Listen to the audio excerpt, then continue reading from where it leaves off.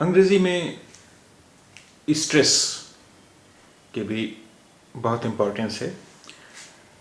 अब एक ये शब्द है, स्पेलिंग है INVITE, इनवाइट।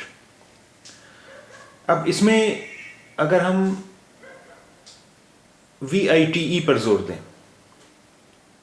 तो इसका माने कुछ और होगा, और अगर हम पूरे शब्द पर ही जोर दें तो इसका माने कुछ और हो जाएगा। अब देखिए, अगर हम इसके VITE पर जोर देते हैं,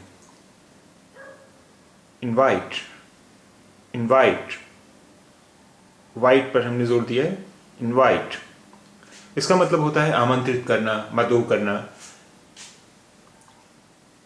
इनवाइट करना।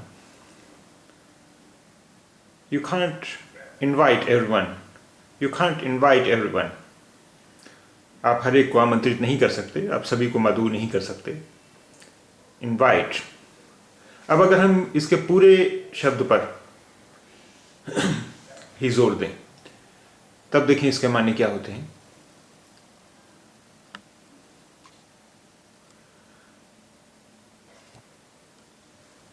इनवाइट, इनवाइट, इनवाइट, आमंत्रण, बुलावा, invitation, invite. Have you got an invite? क्या तुम्हें आमंत्रण मिला है? क्या तुम्हें बुलावा मिला है? क्या तुम्हें इनविटेशन मिला है? Have you got invite? Invite, invite, बुलावा, आमंत्रण।